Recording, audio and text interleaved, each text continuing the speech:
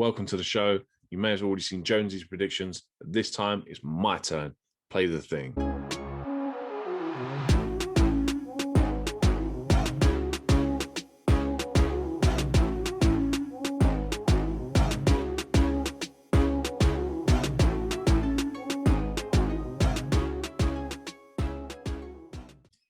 Hi, welcome back to the channel. This is my turn to give my predictions and what my thoughts and opinions will be on NXT Stand and Deliver coming up this week. Up first, Pete Dunne versus Kushida.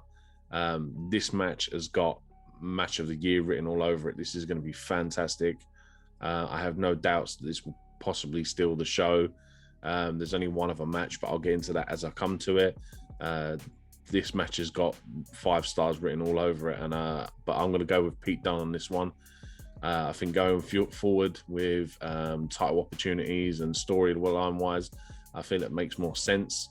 But then again, I wouldn't be objective to seeing Kushida win this and then go on to maybe a 2 out of 3 series with these, a best of 7 series. These two look certain to steal the show. Up next, the gauntlet match. Isaiah Swerve Scott, Leon Ruff, Bronson Reed, Cameron Grimes, LA Knight and Dexter Lumis. I'm going to back Jonesy with this one as well. I'm going to say Dexter Lumis. Can't see this going any other way. Ruff and Swerve have been going at each other for a couple of weeks now. LA Knight, since he's come in, has been feuding with Reed.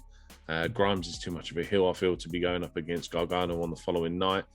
I think Dexter winning it makes sense storyline-wise, and I'll go into that a bit more when I get onto the matches coming up. Up next, the vacant NXT Tag Team Championship match, MSK versus the Grizzled Young Veterans versus Legado del Fantasma.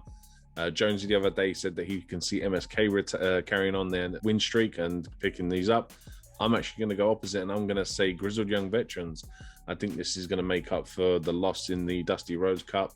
Yeah, I think it makes it more exciting as well going forward that if the Grizzled Young Veterans pick this up, for MSK and them to have another match in the future at the next takeover or whenever. Following on from that, the NXT UK Championship, Walter versus Ciampa. This is staying on water no matter what, whether it's a DQ victory to Ciampa, which I very much doubt because of how Walter is portrayed, or Walter's going to pick up the pinfall. The only people that are going to take that title off of him are going to be either Rampage or Ilya Dragunov in the UK scene. I can't see Ciampa picking this up. The main event probably for night 1, Io Shirai versus Raquel Gonzalez. Just like Jonesy said the other day, this is only going one way. This is going Raquel Gonzalez. I reckon Io could possibly go onto the main roster. She's done quite a lot now in NXT. I don't think there's much left for her to do. I think some of the women's divisions on main roster could probably do with the likes of an Io Shirai as well. Especially on Raw, I think Io would probably be suited best to going up there. Up next, the ladder match for the NXT Cruiserweight Championship. This could possibly be match of the night, maybe match of the pay-per-view. Jordan Devlin versus Santos Escobar. I'm going to back Jonesy on this one. I'm going to say Devlin picks up the win. Especially with Devlin going between brands UK and the American side of NXT. I think it makes more sense for Devlin to retain.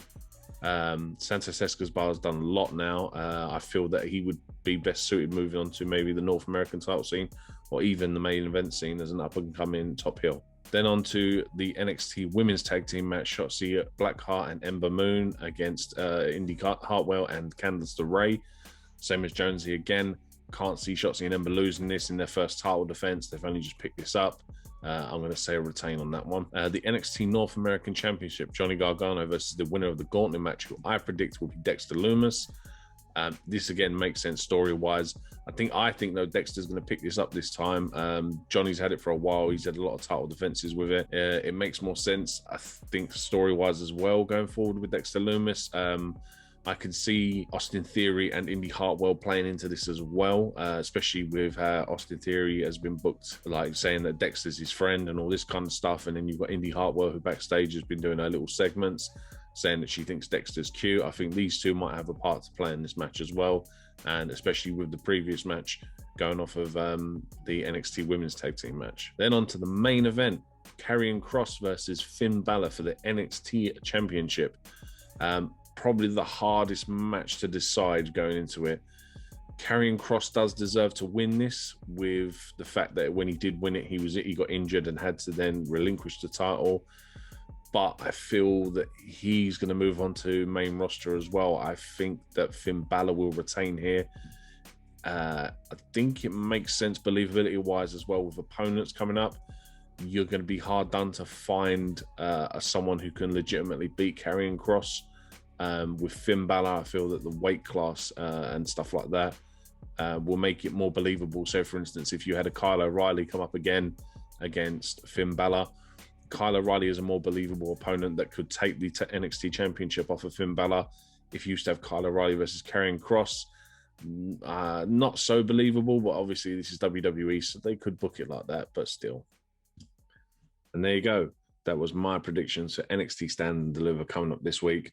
I hope you all enjoyed the show. Please like, share, subscribe, and I'll catch you in the next one.